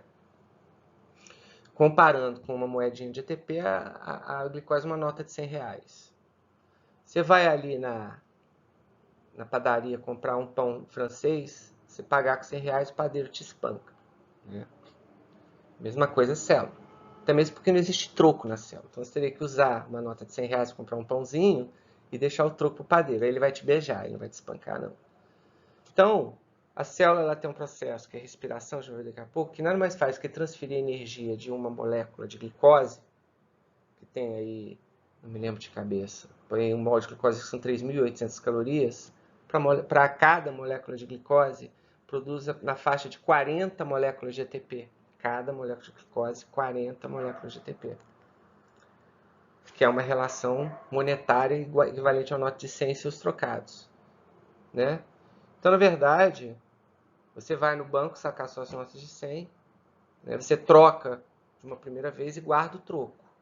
Isso que faz, existe uma central de trocação de glicoses por muitos ATPzinhos.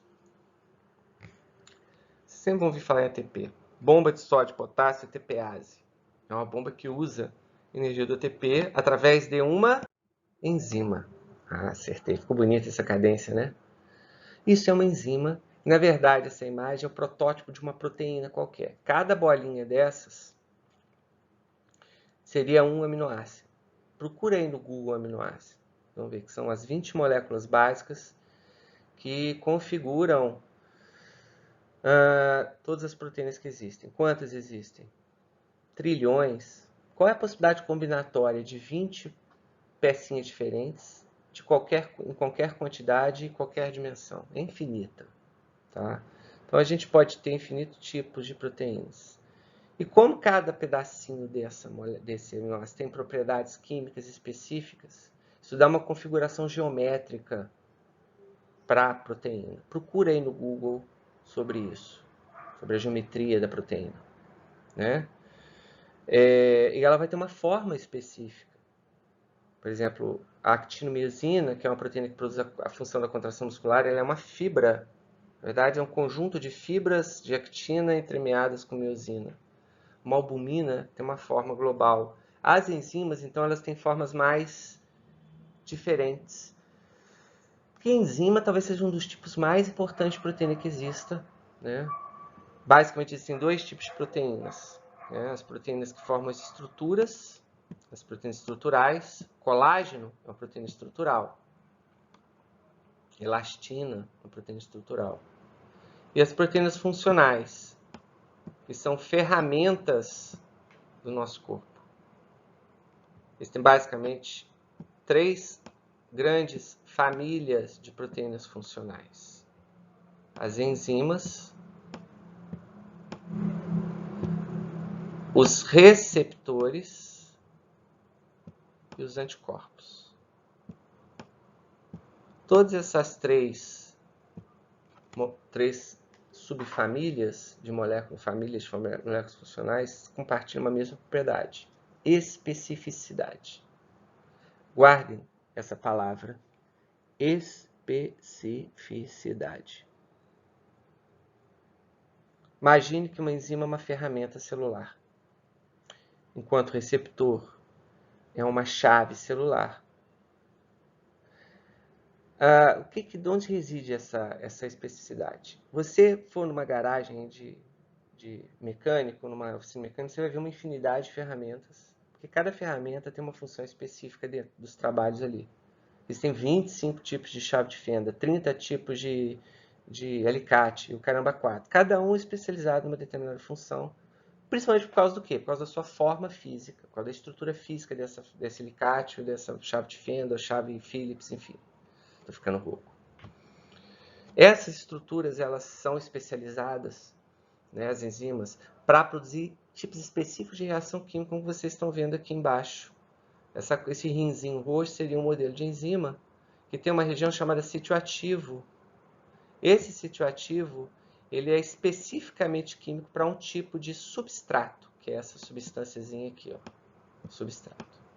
Substratos que só se ligam a esses sítios ativos. E uma vez ligados, essa enzima catalisa, como uma ferramenta, uma transformação, que é, por exemplo, esse produto enzimático aqui, que é pegou 2 monômeros, essa enzima é uma enzima sintetase.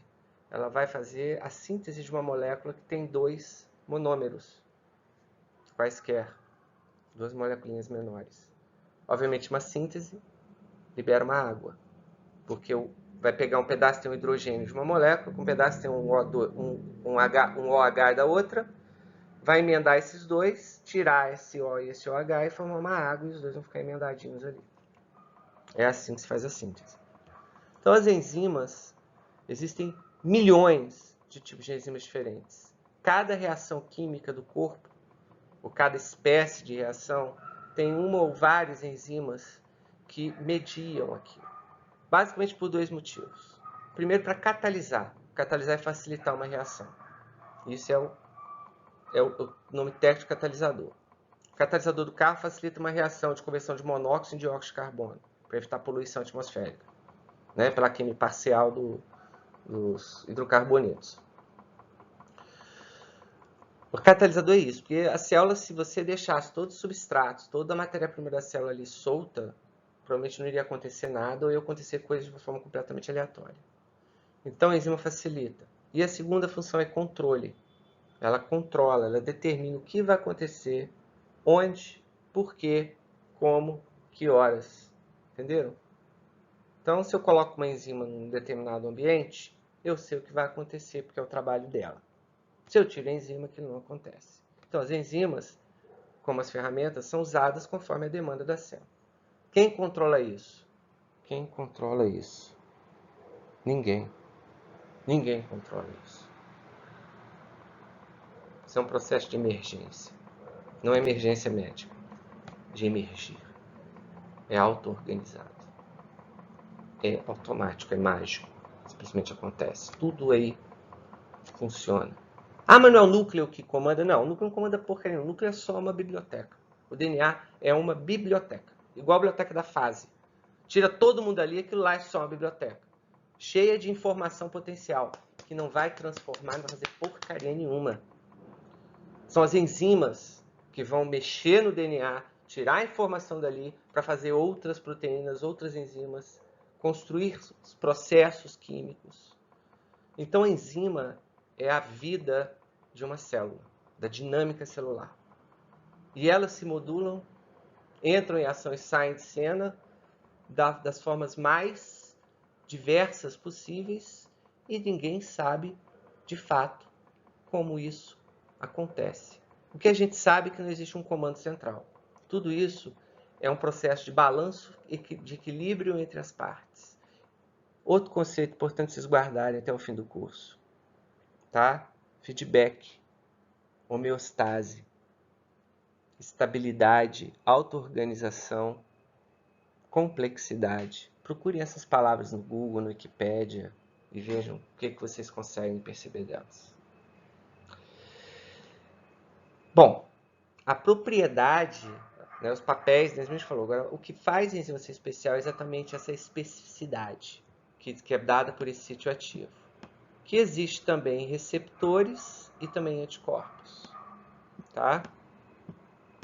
Vocês já sabem isso, vocês devem ter estudado na morfo, no colégio, que anticorpo é uma molécula específica que destrói um tipo de antígeno. É a mesma coisa que a enzima é uma molécula específica que catalisa uma reação de determinado substrato. Anticorpos são essas moléculas inteligentes produzidas pelo nosso corpo que vão se ligar a determinadas substâncias, a determinadas moléculas orgânicas que a priori não são nossas, são de outros organismos que estão convivendo com a gente, como as bactérias, fungos, vírus, né? Anulando eles ou desencadeando a destruição deles a partir dali, né? Então, os anticorpos eles são exatamente detectores de estranhezas, de coisas estranhas. Como essas coisas estranhas não são da nossa biologia, né? Uma beta-lactamase é uma enzima do Streptococcus. A gente não tem isso na nossa biologia. Então, a gente não tem DNA para saber que isso existe. O sistema imunológico identifica essas substâncias estranhas, né? E produz anticorpos específicos para essas substâncias estranhas. Depois do sistema nervoso, o sistema imunológico é a coisa mais linda do universo conhecido, sem dúvidas. E os receptores, por sua vez, são aqueles detectores do estado químico que existe fora da célula, ou em partes diferentes da célula também. São detectores, são órgãos sensoriais da célula, moléculas, que têm uma especificidade muito grande. Sentido, nós temos 5 sentidos, né? Audição, visão, soma de sensação, paladar e olfato. O olfato, existem mais de 5.000 tipos de receptores diferentes dentro do nariz. E é o sentido mais primitivo, é o olfato, que deriva diretamente dos receptores das células. Porque o olfato nada mais é do que receptores celulares que, ao invés de produzir uma resposta exclusivamente circunscrita a uma célula, vão produzir uma resposta neural coletiva que vai influenciar o funcionamento do seu cérebro, formando representações complexas dos odores, dos aromas, dos perfumes, que são extremamente identificadores de coisas, né? Vocês devem se lembrar de, vocês estão andando na rua, sentem um cheiro que tem uma sensação familiar para vocês? Vocês não sabem de onde veio aquilo, né? Pois é porque é o órgão mais primitivo. O olfato provavelmente é o primeiro que funciona no dia que você nasce. Você aprende o primeiro cheiro, a primeira coisa que você faz é aprender o cheiro da sua mãe, né? Enfim, os receptores são muito específicos também para a detecção dessas estruturas químicas e comunicar ao metabolismo da célula que tem alguma coisa ali fora que é sensível, cujo receptor é sensível a ela. Eu costumo dizer que os receptores, de uma forma genérica, são as campainhas da casa. Está lá na membrana, o receptor, né? Você vai ter uma campainha para cada tipo de visita. Vamos pôr lá um receptor para entregador de pizza. Pronto, o entregador de pizza chega, liga no receptor, esse receptor faz ding-dong dentro da célula, desencadeia mecanismos aqui dentro que vão fazer o quê? Vão abrir um canal, lembra do canal, né? A membrana que dá contato entre os dois lados da célula. Vão abrir um canal de pizza e uma pizza vai entrar na sua célula. Esse é o receptor. Ai, tô cansado. Definitivamente. Bom, essa imagem aqui, né? Eu vou acho que até pular ela, porque ela basicamente mostra a lógica do metabolismo energético da célula. Basicamente, essa glicose que a gente aprende no colégio, que é o alimento primordial da célula, mas na verdade a gente também pode entrar substâncias como lipídios e aminoácidos no lugar dela, vão sendo quebrados por enzimas, né, durante várias etapas, aos poucos. E cada vez que essas moléculas de glicose têm 6 carbonos é quebrado, primeiro é quebrado em 2 de 3, que é o ácido pirúvico. Depois quebrado em de 2, que é o ácido acético, e assim por diante, né?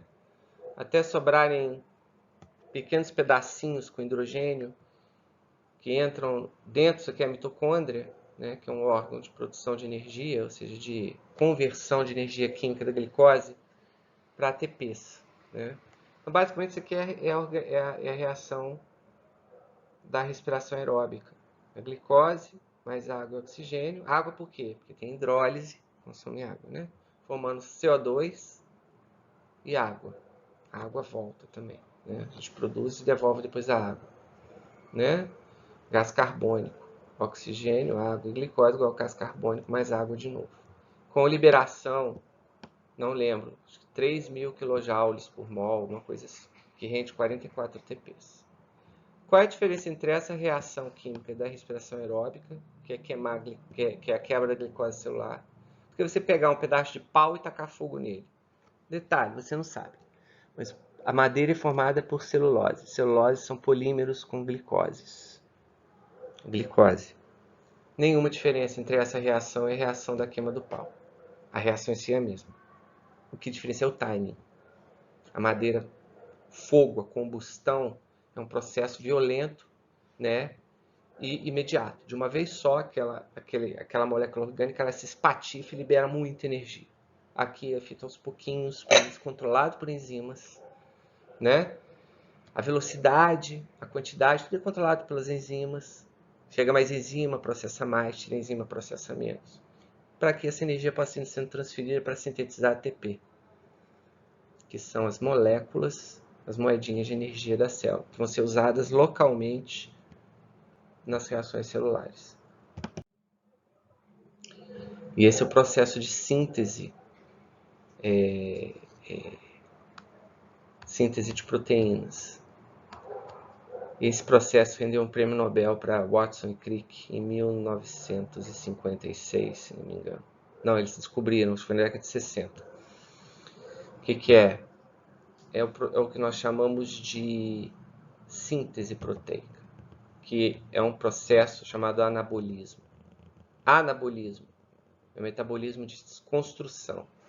Catabolismo é o metabolismo de destruição. A respiração é um processo catabólico. Você pega uma molécula e quebra, hidrolisa, para liberar energia. Você pode pegar uma proteína velha lá do seu corpo, né? Sua célula tem uma proteína que está com defeito, você vai quebrar essa proteína. É catabolismo. Ou você não está comendo, você precisa de energia, acabou a glicose, acabou a gordura, vão quebrar as proteínas. Aí você começa a perder massa muscular, né? Começa a secar, quando você tem uma doença, ou então está em desnutrição grave, é catabolismo. Catabolismo é hidrólise, quebra de moléculas orgânicas, né, consumindo água. Síntese é anabolismo.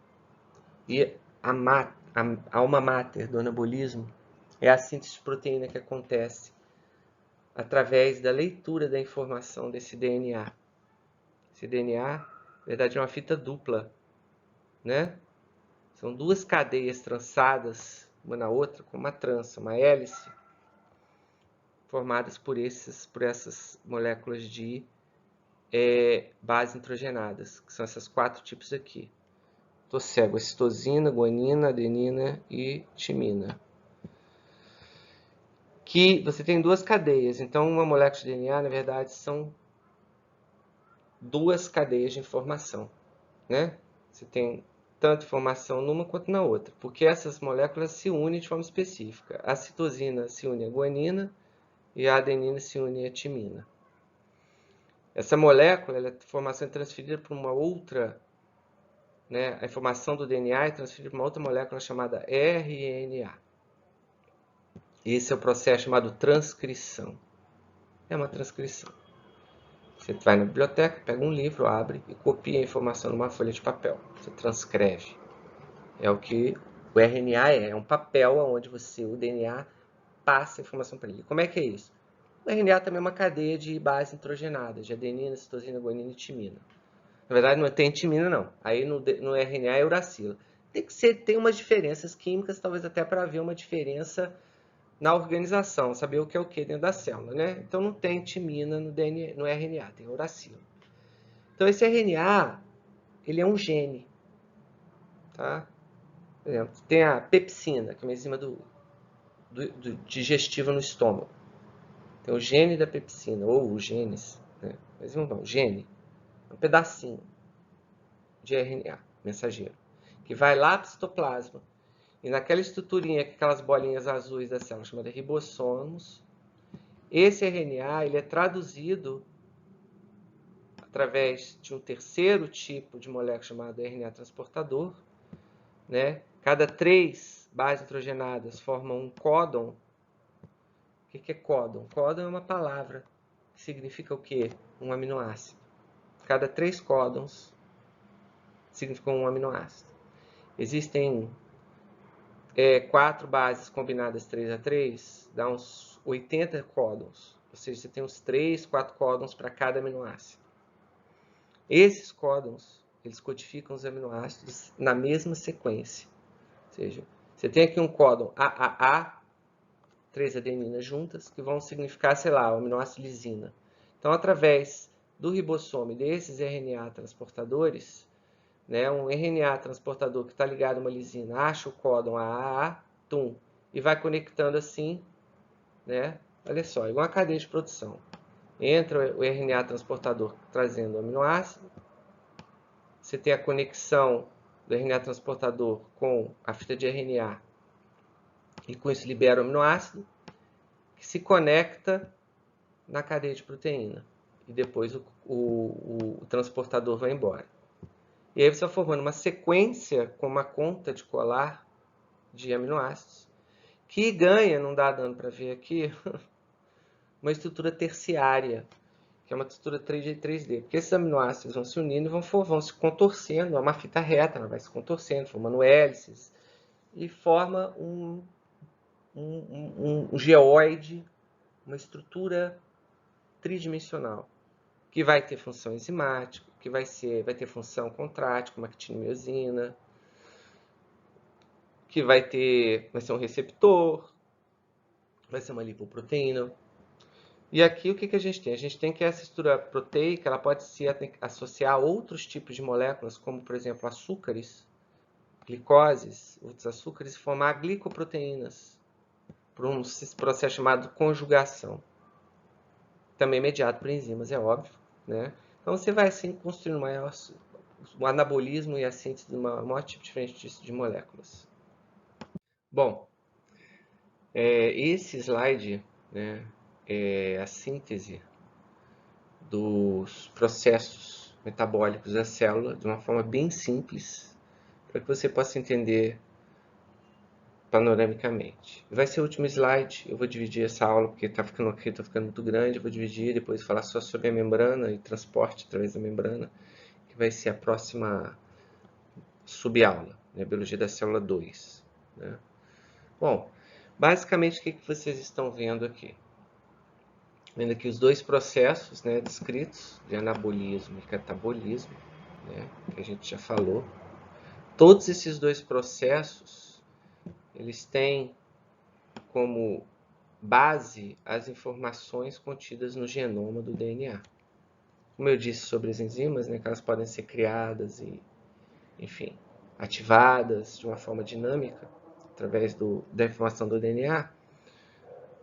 O que você vai anabolizar ou catabolizar e quando, como, onde, por quê, vai depender de como esse DNA estiver sendo lido e enzimas estiverem sendo produzidas para cada determinada função. Né? A energia ela é basicamente o motor de todo esse processo. A gente pode dizer que o anabolismo ele de certa forma consome energia, enquanto que o catabolismo produz energia. Então, a principal função do catabolismo, gente, é obter energia. E a principal função do anabolismo é biossíntese, construir estruturas para a célula, né? A biossíntese, então, ela vai ser exatamente pegar moléculas pequenas, sintetizar moléculas grandes, com gasto de energia, enquanto o catabolismo vai produzir essa energia quebrando moléculas, em moléculas menores, obtendo energia assim. O grande ponto inicial de ambas dimensões do metabolismo é o nutriente, que você está vendo aqui e está vendo aqui. O nutriente, né, no caso do anabolismo, geralmente é aminoácido, que vai ser usado para produzir proteínas e estruturas moleculares. É aquela whey que você toma para malhar e ficar fortão e gostosão. Enquanto que no catabolismo, esse nutrientes são hidrocarbonetos ou carboidratos. São moléculas, basicamente cadeias carbônicas longas, que quando quebradas liberam grande quantidade de energia. É a celulose pegando fogo, né? Mas o catabolismo ele também pode acontecer aqui de dentro.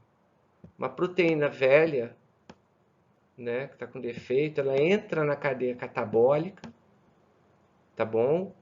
Para poder ser destituída e ainda se aproveita energia, ou seja, na verdade reciclada.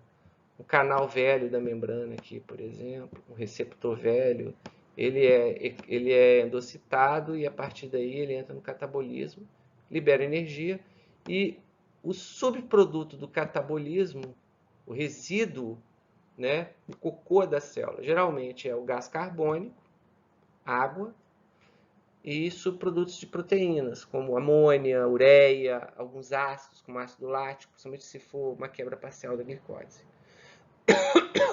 O resultado do catabolismo aqui tem uma energia, motilidade e transporte, né?